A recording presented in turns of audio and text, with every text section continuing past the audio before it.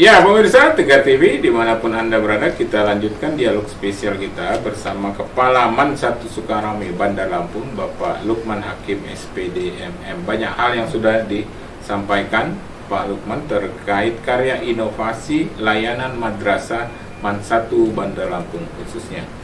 Pak Lukman ini memang berarti kalau kita ikuti sesi 1 dan 2 ini memang kemajuan teknologi itu juga sangat dimanfaatkan juga oleh baik siswanya itu sendiri ya untuk mengisi konten-konten. Gimana ya terkait baca Al-Quran, ceramah dan sebagainya, gimana Pak? Ya, dunia digital ini kan mempermudahkan kita untuk menampilkan atau memancang produk ya, seperti etalase digital. Produk kita itu yang bisa diambil manfaatnya oleh masyarakat. Salah satunya di anak kita itu kan yang memang baca Qurannya bagus, tafsir dan enak didengar. Itu juga kita sudah bisa tampilkan melalui layanan Madrasah Digital Center ini. Di situ akan kita munculkan misalkan bacaan surat Yasin Merdu. Nanti di Google bisa cari yang punya Man 1 Bandar Lampung. Di situ anak membaca Al-Quran dengan baik dan didengarkan begitu nyaman. Kemudian ada translate di samping bahasa Arab, ditranslate ke bahasa Inggris, di bawahnya bahasa Indonesia. Jadi kan kita juga bisa sekaligus belajar. Dan itu memang produk kita, anak-anak kita. Produk Man 1 ya. Anak kita juga kita latih untuk menjadi entrepreneur tentunya ya. Dengan kecakapan dia membaca Quran. Mungkin dia kurang di matematika dan fisikanya, tapi baca Qurannya bagus. Betul. Itu juga menjadi titik positif yang perlu kita suguhkan ke masyarakat, ke orang tuanya. Orang tuanya juga kan bangga ketika anaknya sudah memproduksi karya. Betul. Suatu saat dia menua seperti kita dan toh produk itu akan tetap masih ada. Itu yang pertama. Tidak hanya itu, tidak hanya soal mengaji, tutorial tentang tajwid dan seterusnya. Guru-guru kita juga biasa ngajar tajwid tentang makhrajul huruf dan seterusnya. Nah, tutorial itu juga tidak hanya dinikmati oleh siswa. Betul. Orang tua pun mungkin yang waktunya sangat terbatas untuk keluar di sela-sela jam kosong kan bisa juga belajar lewat itu, tinggal klik punya produk madrasah atau bahkan mungkin anak dia sendiri yang menampilkan. Ya. Jadi hari ini kita ini yang kata saya itu produk itu banyak, tapi perlu dikumpulkan supaya tidak berserakan. Nah tadi produk-produk yang sudah jadi itu maka kita akan suguhkan ke masyarakat. Kita juga ini di dunia sini kan anak tidak semuanya bagus di akademisnya, jago fisika, kimia, biologi, enggak semuanya. Betul. Ada juga jago tadi ngajinya bagus. Ada juga ternyata bagus di karate atau futsal dan seterusnya. Itu kan juga produk yang bisa kita kerjasama dengan pemerintah daerah untuk perwakilannya. Apa yang dimiliki oleh anak-anak kita yang kita dimunculkan dan itu juga nanti orang tua juga bisa membantu untuk mempublish itu. Kan sekarang mudah untuk bisa memberikan dengan teman-teman kita bahwa anak kita punya produk ini dan seterusnya. Banyak hal yang bisa kita manfaatkan. Mendidik anak itu juga menjadi anak-anak yang cepat mandiri ya, karena ketika dia sudah punya produk dan itu disukai oleh banyak orang dan itu positif, secara finansial otomatis itu akan berdampak bagi anak itu sendiri. Ketika dia jadi mahasiswa, tidak ada alasan untuk dia kuliah karena nggak punya uang kan? Nggak ada alasan karena nggak ada uang orang tua saya, jadi saya nggak mungkin nggak bisa. Ya dunia ini begitu diberikan kemudahan ya, dengan apalagi digital sekarang. Bisa jadi YouTuber juga. Ya betul YouTuber dan bagaimana dia mengajinya gitu ya. Ya, jadi nanti pemirsa sekalian kalau memang ada waktu ya bacaan Yasin Merdu. Itu kan ada anak kita itu putri dan kita sambil kerja atau apa kita lihat di YouTube kan. Nah, itu juga cukup memberikan nilai entry positif buat kita ya, masyarakat. Jadi produk-produk itu akan kita sajikan di samping memang produk akademik tentu ya, anak kita yang diterima di perguruan tinggi negeri di fakultas favorit itu udah jelas ya. Di samping kan ada produk-produk ekstra yang ternyata juga lebih melambung gitu ya. Iya. Kita juga mengenalkan misalkan tari-tari daerah. Daerah Lampung juga kan bisa juga ditampilkan di madrasah digital center produk kita, sehingga madrasah lain atau sekolah lain yang di luar provinsi Lampung juga bisa melihat produk kita. Betul.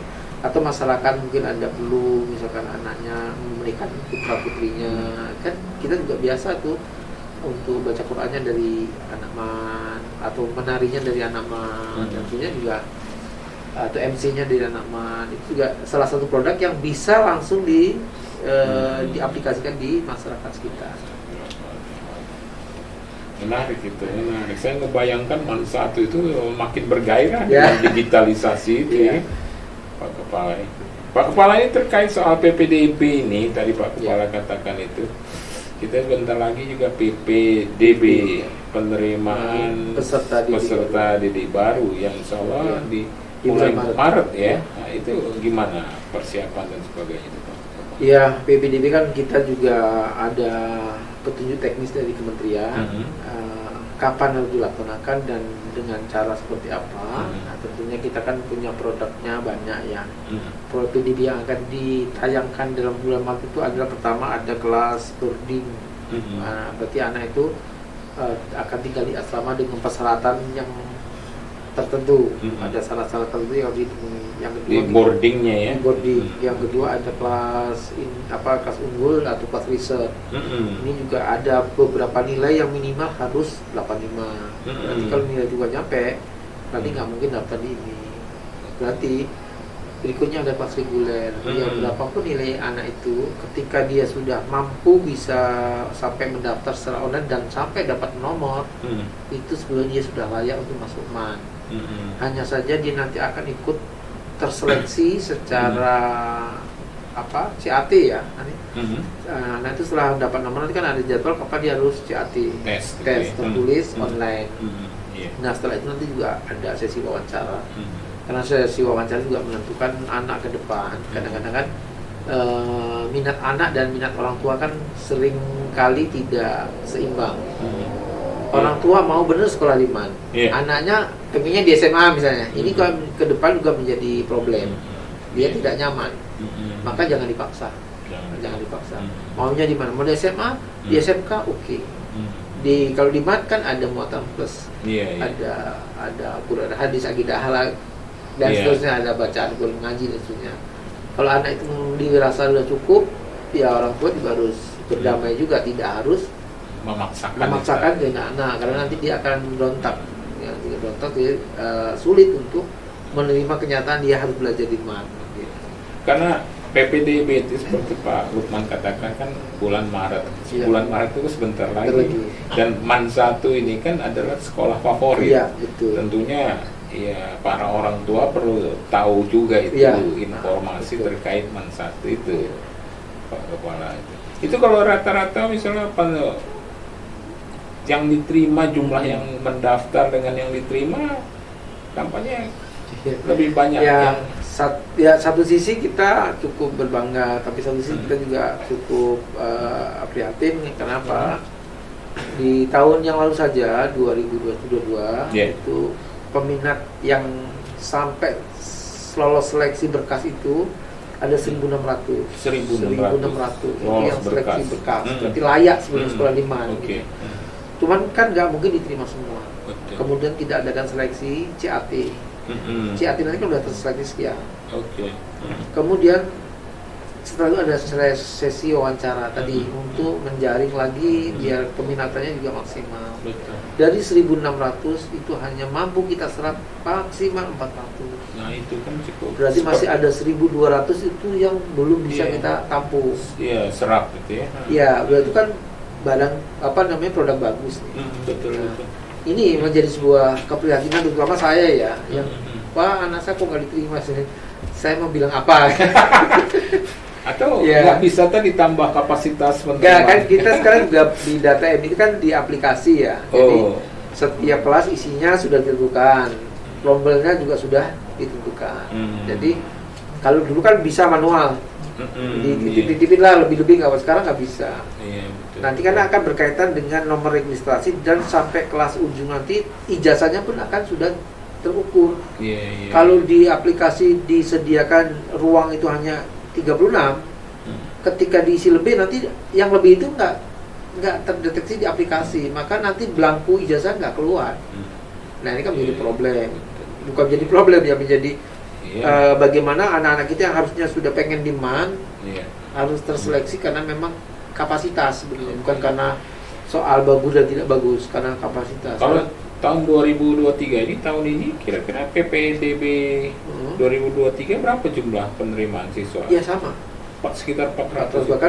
Bahkan bisa jadi kalau diketatkan lagi dengan aplikasi mungkin nggak nyampe 400. Gitu ya, cukup ketat juga ya persaingan kan, itu ya. Aplikasi terus kita kan langsung online ya, rapor kan online juga, rapor digital kan. Iya. Nah rapor anak-anak juga online, jadi udah digital juga gitu. Jadi semuanya terdeteksi secara online. Apa yang kita kerjakan, produknya seperti apa, itu semuanya sudah.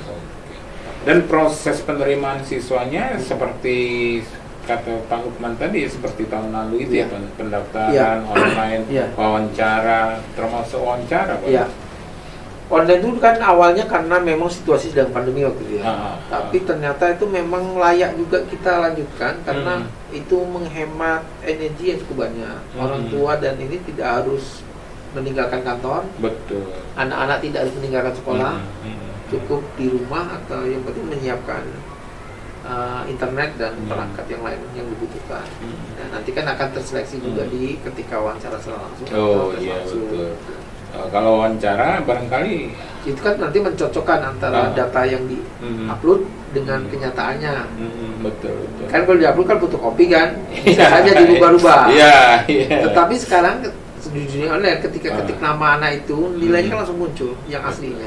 Betul. Nah itu ketika itu terjadi manipulasi ya tentunya kita buat catatan kaki bahwa jika datanya palsu dan sebagainya kan punya ada efek risiko yang harus ditanggung ketika memasukkan data nilai dan seterusnya.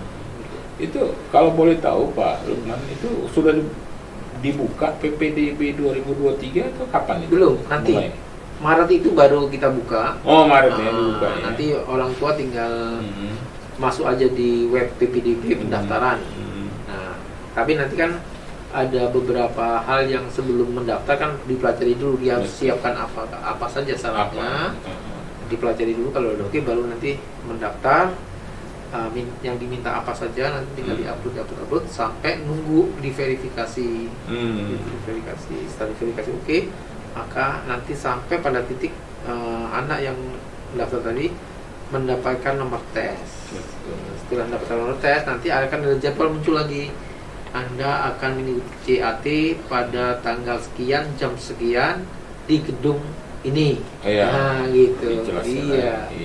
Tapi kalau misal ada orang tua atau pemirsa Tegar TV ingin mengetahui MAN 1, dia sudah bisa buka website MAN 1 ya? Website sudah bisa, tapi kalau PBD masih belum kita update. Di Maret nanti update, terus ada link pendaftaran dan seterusnya. Kalau informasi yang tahun-tahun lalu sudah ada. Sudah ada ya, di website. Tinggal nggap apa-apa browsing aja cari informasi untuk mempersiapkan segala sesuatunya. Karena memang kalau terlambat ya kita tidak bisa memperpanjang durasi pendaftaran. Iya.